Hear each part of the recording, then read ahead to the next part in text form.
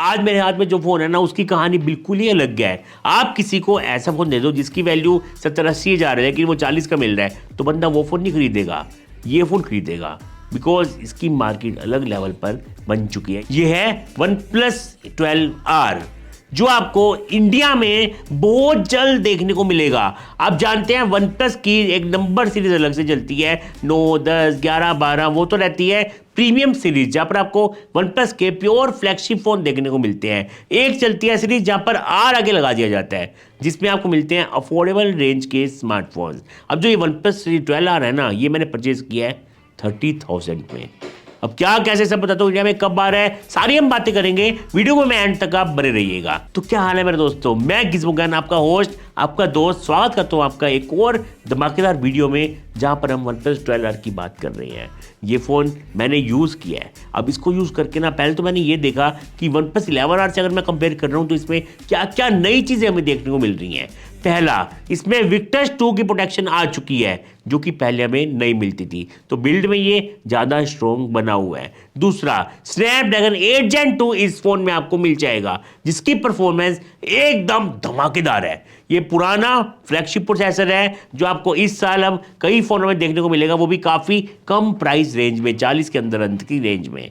तीसरा, इस फोन में LTPO एमोलेड डिस्प्ले लग चुका है। पहले आपको मिलता था normal fluid AMOLED display. LTPO की वजह से क्या होता है ना, अब यहाँ पर बैटरी बैकअप आपको और भी कमाल का मिलेगा। ये रिफ्रेश रेट को काफ़ी कम भी कर सकता है, बढ़ा भी सकता है। 120 हर्ट्ज तक ये जाएगा, उससे काफ़ी कम हो जाएगा जब इसको रिक्वायरमेंट नहीं होगी ज़्यादा रिफ्रेश रेट की। इसी से बैटरी को बहुत हेल्प मिलती है और बैटरी भी यहाँ से बढ़ चुकी है। अब आपको मिलती है यहाँ पर 5500 mAh की बैटरी, जो कि एक बहुत बड़ा नंबर है एक फ्लैगशिप किलर फोन के हिसाब से। और मैं बता दूं, ये फोन मैंने सीधा चाइना से इंपोर्ट करवाया है आपको वीडियो देने के लिए। अब इंडिया में जब ये फोन आएगा ना तो 11R की तरह ये फोन भी इंडियन मार्केट में एक पूरी तरह से तहलका मचा देगा बिकॉज जो फीचर्स यहाँ पर दे रखे हैं ना बहुत ही कमाल के हैं। अब से पहले हमें पिछले साल में ये फीचर मिलते थे ज़्यादा प्राइस, मतलब 55, 50, 60 हज़ार की प्राइसिंग पे। तो चलिए अब बात करते हैं डिज़ाइन और बिल्ड क्वालिटी के साथ। देखो फ़ोन हाथ में लेते ही ना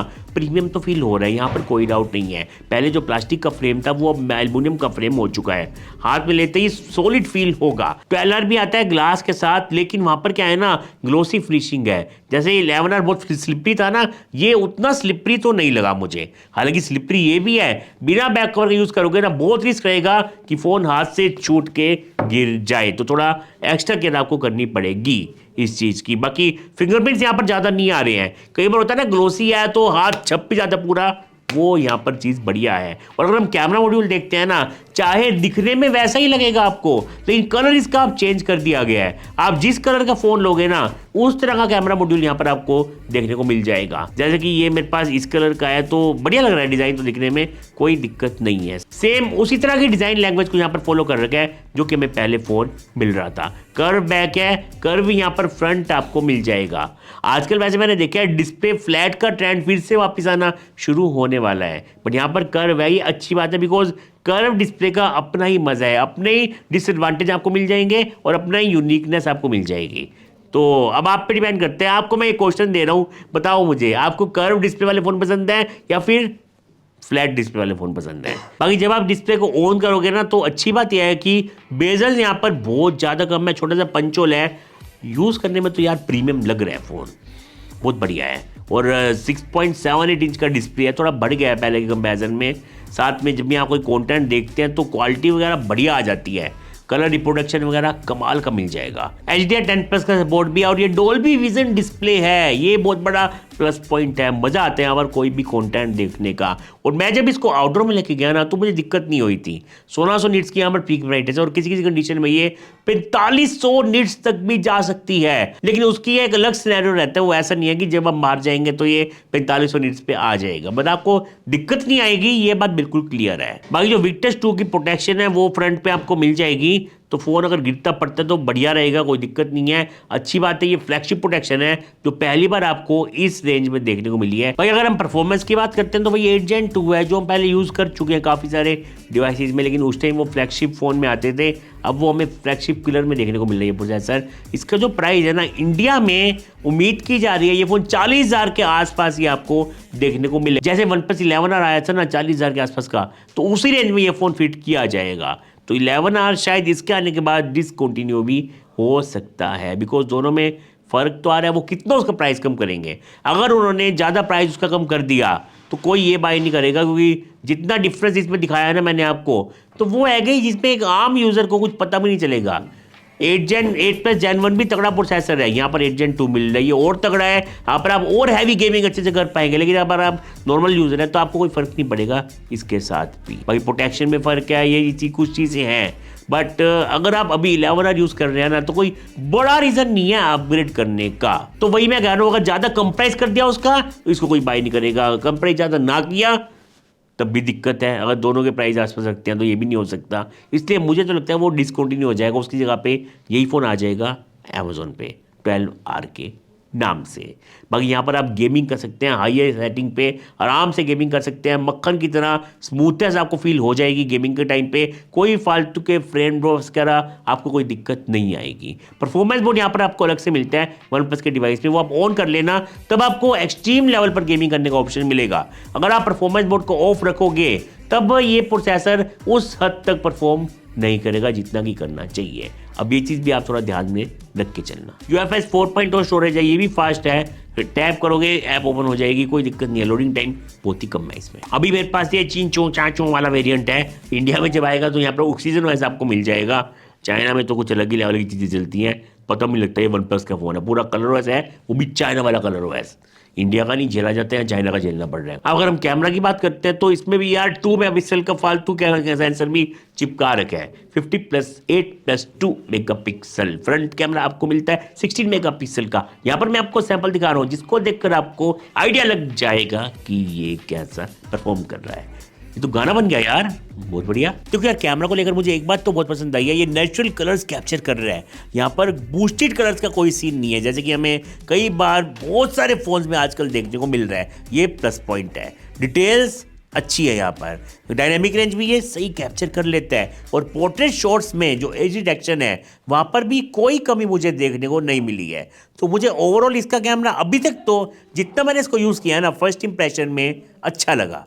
बाकी देखेंगे लॉन्ग टर्म यूज़ में क्या होता है, मैं इसको फुल रिव्यू दूंगा आपको जैसे ही फ़ोन इंडिया में आ जाएगा। तब तक के लिए इतना कह सकता हूँ कि वेट करना बनता है, कैमरा सही है फ़ोन का। और जहाँ तक नाइट शॉट्स की बात है ना, तो देखो ये पिक्चर्स ली गई है लो लाइट में, और लो लाइट में भी इसने डिटेल्स को कैसे मेंटेन रखा हुआ है। ये चीज़ हमें OnePlus के पहले भी कई फ़ोनों में देखने को मिलती थी कि लो लाइट में वो कमाल का परफॉर्म कर जाते हैं। यहाँ भी डिटेल्स, कलर, या आप देखोगे ना एक्सपोजर को इसने सही से मेंटेन करके रखा हुआ है लो लाइट फोटोग्राफी के टाइम पे भी। और अगर मैं यहाँ पर फ्रंट कैमरा की बात करता हूँ ना, तो यहाँ भी मुझे अच्छी खासी डिटेल्स पिक्चर देखने को मिल जाती हैं।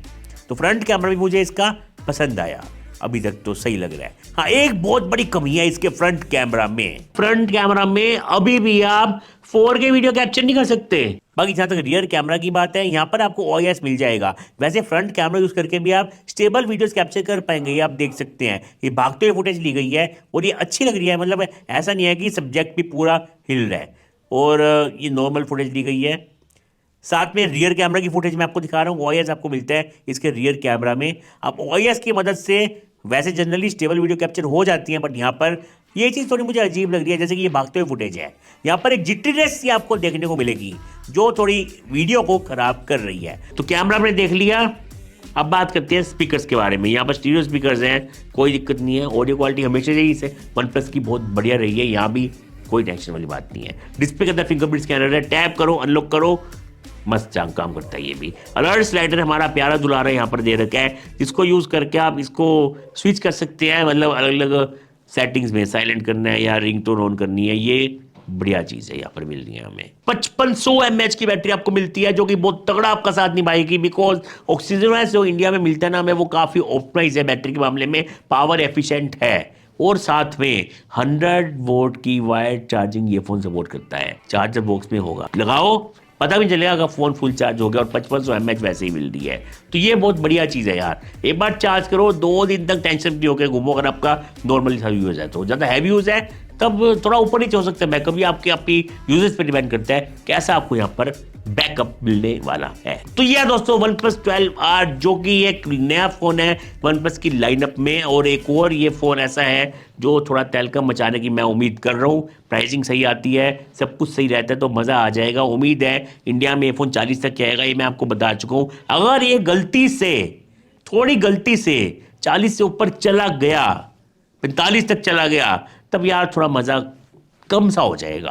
बिकॉज हम ऑलरेडी OnePlus 11 यूज़ कर रहे हैं, वहाँ पर भी ऐसे फीचर्स हैं। 8 Gen 2 वगैरह वहाँ पर भी हमें मिल जाता है। उसका प्राइस ऑफर्स में 50 तक आराम से मिल जाता है वो फ़ोन। तो ऐसे में इसका प्राइस अगर 40 के अंदर आता है, 40 आता है, तब मैं कहूँगा, रिकमेंड करूँगा ये फ़ोन आपको, अदरवाइज़ नहीं करूँगा। थोड़ा वेट कर लेना, और भी बहुत फ़ोन आने वाले हैं कम प्राइस के। तो मैं ये उम्मीद करता हूँ आपको हेल्प मिलेगी आज की वीडियो से। मिली है तो लाइक करके दबा दो बेल आइकन और बच जाओ हमारी फैमिली का हिस्सा यार। बनोगे तो मज़ा आएगा, निराशा नहीं होगी आपको, मस्त वाली वीडियोस आपको मिलती रहेंगी। तब तक के लिए मिलते हैं किसी और वीडियो में। Thanks for watching this video.